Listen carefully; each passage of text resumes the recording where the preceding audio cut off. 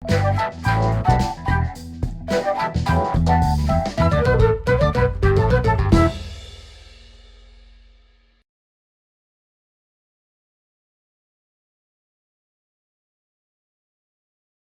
you begin, ensure that you have both Terraform and the AWS CLI installed on your local machine and that authentication is configured.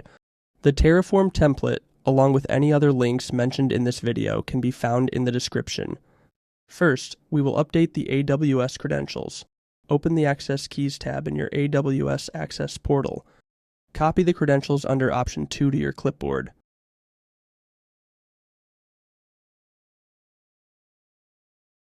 Paste in the credential and change the heading in the square brackets to default. Save and exit.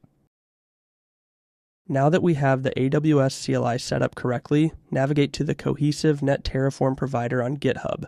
Select Example, Quick Starts AWS. We will be using the single controller and AWS infrastructure template for this demo. You can use the other templates based on your topology requirements. Open your terminal and create a new directory. Copy all 4 files from GitHub to this directory.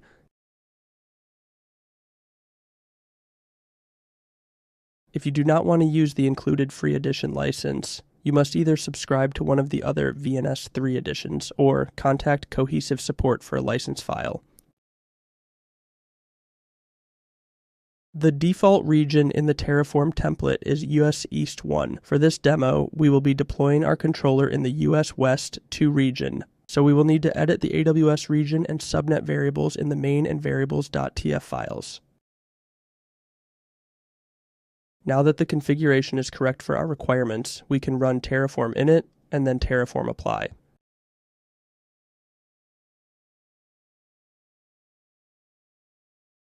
Terraform apply will prompt you to specify the VNS3 AMI you will be using. The latest VNS3 AMI can be found in the AWS Marketplace. Search for VNS3 and click through till you see the AMI ID. Make sure you are subscribed to the offer, otherwise this AMI will not be visible to Terraform. Paste the AMI ID and type yes when prompted. Terraform will begin deploying the AWS infrastructure and bringing up the VNS3 controller. This will take a few minutes to complete. Now we can see our AWS resources and VNS3 controller are up and running.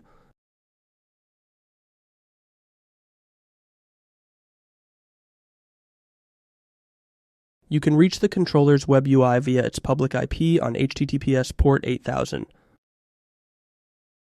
The username is VNS3, and the default password in AWS is the instance ID. Your controller is now licensed and ready to use. Links to additional information and documentation can be found in the description of this video.